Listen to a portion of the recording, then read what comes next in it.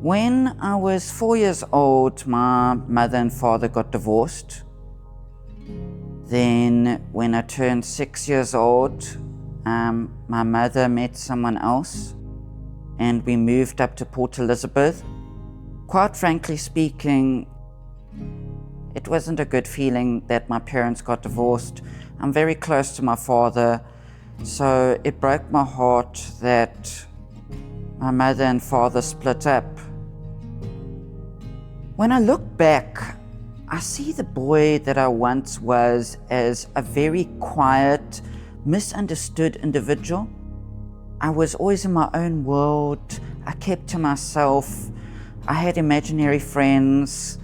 That was the aspect of the whole thing. Well, when I was a very young child, my mom saw that I was different, and she took me to a psychiatrist and he diagnosed me with Asperger's. This is a very cool discovery. What I did was I took meteorite dust, and what I did was I took some clay.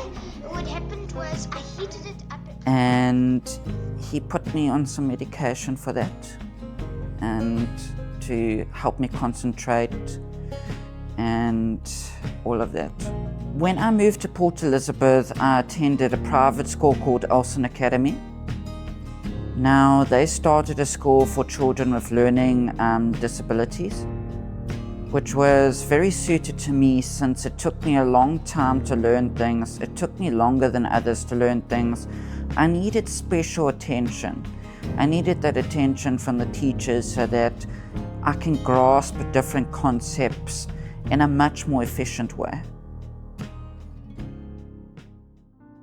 When I finished grade 7, I made the decision to move back to East London to live with my father.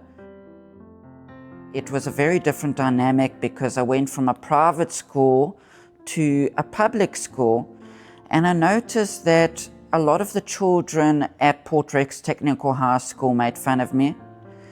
They made jokes and they made a fool out of me, you know. And I often felt that I made a fool out of myself because they misunderstood me and they made it their mission to make me a laughing stock. I mean, like, I remember them passing around letters insinuating that a girl in class liked me. The meantime, it was just a joke and I had to answer yes or no, am I interested, you know. And it wasn't nice. I had to adapt to all of that bullying. And as time went by, I replied to bullies with witty, sarcastic comments, and I ended up making a lot of them laugh. And then some of those bullies eventually became my friends, and they stood up for me, and they protected me from other bullies. I had the aspiration of being an electrical engineer like Nikola Tesla. He inspires me. Everything that embodied Nikola Tesla, that's the type of man, the type of person I wanted to be. But I discovered that I was very lacking in mathematics and science. And my attention turned to something else. That is when I met Mr. George Montjoy. He is also a big inspiration on my life. He is the one that inspired me to branch into acting. And then I joined my school's acting club. And I did a few plays while I was there. I did Romeo, Kamala and Juliet Nadu, which is a modern version of Romeo and Juliet with a bit of Afrikaans and Xhosa added to it in English. It was a fantastic play. Then we did MacBra, King of the Cape Flats, which is a modern version of Macbeth. Then we did Breaking George. Then we did Ham I Am, which was like a modern version of Hamlet, one of Shakespeare's greatest plays. And I got to take part in all of those school productions, and it just shaped me into the person I was starting to become a person who dreamed of becoming a performer, someone who dreamed of making other people laugh. And I love making people laugh. I want to make them smile. I want to inspire them. I want to become the type of entertainer and actor that future generations of actors and entertainers will look up to. And I phoned my grandfather the one day in 2022, and I said to him, listen, I went to Comic-Con and I came across some people promoting Oakfields College, which is an institution where you can study acting.